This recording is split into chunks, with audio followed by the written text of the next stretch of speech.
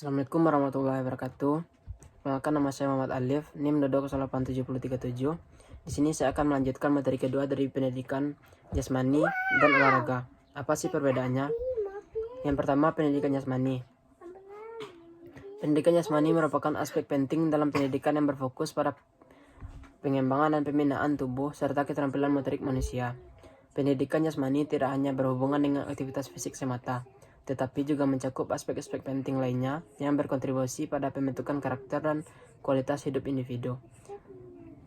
Yang pertama, itu pengertian pendidikan jasmani, di mana definisi pendidikan jasmani dari perspektif pendidikan. Yang pertama, adanya pendidikan jasmani sebagai bagian integral dari pendidikan holistik. Yang kedua, peran pendidikan jasmani dalam pengembangan fisik, mental, dan sosial siswa. Dua dimensi sosial pendidikan jasmani. Yang pertama, dimensi fisik, yaitu pengembangan kebugaran keterampilan motorik. Yang kedua, dimensi kognitif, di mana pemahaman tentang prinsip-prinsip dan teori olahraga.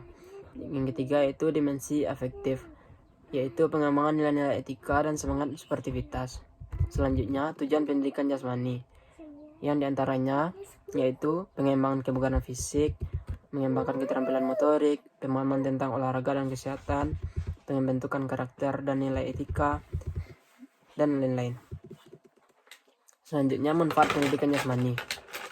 Yang pertama, untuk kesehatan dan kebugaran fisik, yang diantaranya itu mencegah obesitas dan penyakit degeneratif. Yang kedua, ada meningkatkan sistem kardiovaskular dan kesehatan tulang.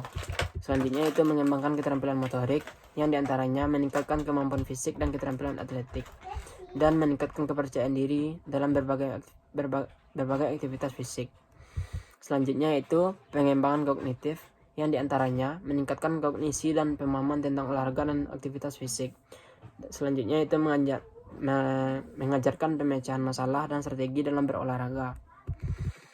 Selanjutnya, adanya pengembangan sosial dan emosional, yang diantaranya mempersiapkan siswa untuk bekerja dalam tim, meningkatkan interaksi sosial dan kepekaan terhadap perbedaan. Selanjutnya, yaitu implementasi pendidikan jasmani di sekolah. Yang pertama, kurikulum pendidikan jasmani, yang diantaranya penyusunan kurikulum yang seimbang dan integrasi dengan kurikulum pendidikan lainnya. Pengembangan program pembelajaran yang menarik dan bervariasi. Lanjut, peran guru pendidikan jasmani. Yang pertama, guru sebagai fasilitator pembelajaran dan pengembangan keterampilan siswa. Yang kedua, itu guru sebagai contoh dan motivator dalam kegiatan fisik. Selanjutnya, fasilitas dan sarana pendidikan jasmani. Di antaranya, pemenuhan fasilitas dan sarana mendukung pembelajaran olahraga, dan penggunaan teknologi dan dalam mendukung pembelajaran dan penilaian. Selanjutnya, tantangan dan peluang dalam pendidikan jasmani. Yang pertama, tantangan dalam menerapkan pendidikan jasmani di sekolah, dan peluang dan inovasi dalam peningkatan pendidikan jasmani. Baik, dari pemaparan materi yang telah saya sampaikan tadi, dapat saya tarik kesimpulannya, pendidikan jasmani merupakan bagian integral dari pendidikan yang berfokus pada pengembangan fisik, keterampilan motorik, dan pembentukan karakter siswa. Dengan pendidikan jasmani, memberikan manfaat yang besar bagi kesehatan dan perkembangan siswa secara holistik. Walaupun menghadapi berbagai tantangan, implementasi pendidikan jasmani di sekolah dapat dilakukan melalui pendekatan kreativitas dan pemanfaatan teknologi untuk mencapai hasil yang optimal. Pendidikan jasmani berperan penting pembentukan generasi muda yang sehat dan memiliki semangat sportivitas untuk masa depan yang lebih baik. Lanjut, olahraga. Yang pertama, olahraga adalah aktivitas fisik yang melibatkan gerakan tubuh tertentu dengan tujuan untuk meningkatkan kebugaran, kesehatan, dan prestasi atletik. Olahraga telah menjadi bagian integral dari kehidupan manusia sejak zaman kuno dan terus berkembang hingga saat ini. Selanjutnya, pengertian dari olahraga. Definisi olahraga dari perspektif kegiatan fisik, yang diantaranya olahraga sebagai aktivitas fisik yang melibatkan gerakan tubuh dan fokus pada kegiatan dengan tujuan meningkatkan kondisi fisik dan keterampilan atletik. Selanjutnya, dimensi olahraga. Yang pertama, itu dimensi fisik, pengembangan kebugaran, kekuatan, ketahanan, dan kelenturan tubuh. Selanjutnya, itu dimensi psikologis, yang dimana pengembangan keterampilan mental, fokus, dan semangat juang. Lanjut, jenis-jenis olahraga. Yang pertama, itu olahraga rekreasi, yang diantaranya olahraga yang dilakukan untuk hiburan dan relaksasi saja. Contohnya bersepeda, berjalan-jalan, dan renang santai. Selanjutnya yang kedua ada olahraga kompetitif, di mana olahraga yang melibatkan persaingan dengan tujuan mencapai prestasi tertinggi.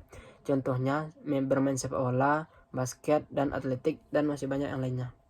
Selanjutnya ada olahraga ekstrim, di mana olahraga yang melibatkan risiko tinggi dan tantangan ekstrim. Contohnya seperti para layang, selancar ombak besar, bungee jumping, dan lain-lain. Selanjutnya manfaat olahraga bagi kesehatan. Yang pertama untuk kebugaran fisik, kesehatan jantung dan pembuluh darah, kesehatan mental dan emosional, dan kebugaran otot dan tulang. Lanjut, olahraga sebagai sarana pembentukan karakter, yaitu disiplin dan tanggung jawab.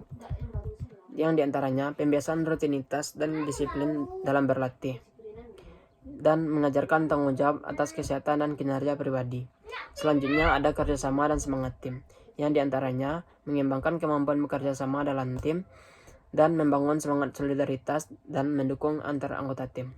Selanjutnya ada sportivitas dan etika berolahraga, yang diantaranya menghargai lawan dan menghormati aturan permainan dan mengajarkan integritas dan etika dalam berkompetisi. Selanjutnya ada peran olahraga dalam masyarakat dan budaya. Yang pertama, olahraga sebagai identitas budaya. 1. Olahraga tradisional sebagai bagian dari warisan budaya, dan olahraga sebagai ekspresi identitas suatu bangsa atau suku. Selanjutnya ada olahraga sebagai media hiburan dan olahraga dalam pendidikan dan sekolah. Selanjutnya, olahraga dan dampaknya pada ekonomi dan industri. Yang pertama, industri olahraga, yang diantaranya olahraga sebagai industri dan yang menghasilkan banyak lapangan pekerjaan. Dan industri olahraga termasuk pemasaran, sponsor, dan penyiaran. Selanjutnya dampak ekonomi dari olahraga besar, yang diantaranya pesta olahraga internasional sebagai ajang promosi pariwisata dan ekonomi. Contohnya saja adanya event Piala Dunia atau SEA Games dan event-event yang bersifat internasional. Selanjutnya pengaruh olahraga terhadap ekonomi lokal saat digelar turnamen besar. Selanjutnya tantangan dan isu kontemporer dalam dunia olahraga. Yang pertama doping dan etika olahraga, selanjutnya olahraga dan lingkungan. Baik, dari pemaparan materi yang telah sampaikan tadi, saya dapat menarik kesimpulan olahraga merupakan aktivitas fisik yang penting bagi kesehatan dan pengembangan individu. Selain memberikan manfaat fisik, olahraga juga berperan dalam pembentukan karakter, pengembangan kemampuan sosial, dan mencerminkan identitas budaya suatu masyarakat. Olahraga memiliki peran luas dalam kehidupan masyarakat, termasuk dalam pendidikan, industri, dan ekonomi.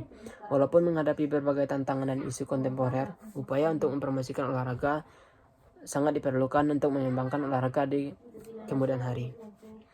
Baik, saya akan menarik kesimpulan tentang perbedaan pendidikan jasmani dan olahraga. Yang pertama, pengertian pendidikan jasmani dan olahraga. Pendidikan jasmani adalah bagian dari kurikulum pendidikan formal yang berfokus pada pengembangan fisik, mental, dan sosial melalui aktivitas fisik. Sedangkan olahraga adalah aktivitas fisik yang melibatkan gerakan tubuh dengan tujuan untuk mencapai prestasi atletik atau mencapai kemenangan dalam kompetisi. Pendidikan jasmani yang bertujuan utamanya adalah meningkatkan kebugaran fisik siswa, mengembangkan keterampilan motorik, dan membentuk karakter sehat dan berintegritas. Sedangkan olahraga dapat bersifat kompetitif atau rekreasi dan melibatkan persaingan dengan aturan yang hasil yang telah terukur. Selanjutnya, tujuan pendidikan jasmani dan olahraga. Yang pertama, tujuan pendidikan jasmani, yaitu meningkatkan kebugaran fisik dan kesehatan siswa, mengembangkan keterampilan motorik dan kemampuan atletik, membentuk karakter siswa yang disiplin dan bertanggung jawab, dan serta beretika. Selanjutnya itu tujuan olahraga. Yang pertama, mencapai prestasi atletik tertentu, memenangkan kompetisi atau pertandingan olahraga, meningkatkan kemampuan dan keterampilan atlet dalam berolahraga tertentu. Selanjutnya, cakupan dan ruang lingkup.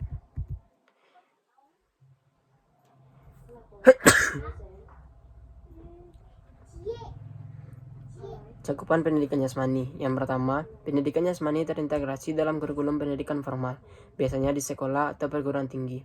Materi pembelajaran mencakup berbagai aktivitas fisik, olahraga, dan permainan yang didesain untuk memenuhi tujuan pembelajaran. Karakteristik peserta dan partisipasi. Yang pertama yaitu peserta pendidikan jasmani. Pendidikan jasmani terbuka untuk siswa tanpa memandang bakat atau kemampuan fisik. Fokusnya adalah pada partisipasi aktif dan penguasaan keterampilan fisik. Sedangkan olahraga lebih selektivitas penerimaan peserta, terutama pada tingkat kompetitif atau profesional. Atlet biasanya dipilih berdasarkan bakat, keterampilan, dan kemampuan fisik mereka. Baik, saya akan menarik kesimpulan. Meskipun pendidikan jasmani dan olahraga memiliki keterkaitan, keduanya memiliki perbedaan dalam definisi, tujuan, cakupan, dan pendekatan pembelajaran.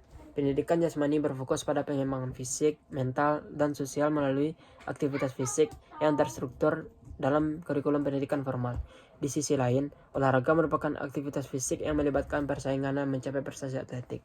Meskipun berbeda, keduanya berperan penting dalam meningkatkan kebugaran dan kualitas hidup, serta memiliki peran penting yang signifikasi dalam pembentukan karakter dan identitas budaya suatu masyarakat. Baik, mungkin hanya sekian dari saya. Terlebih dan terkurang saya mohon maaf. Assalamualaikum warahmatullahi wabarakatuh.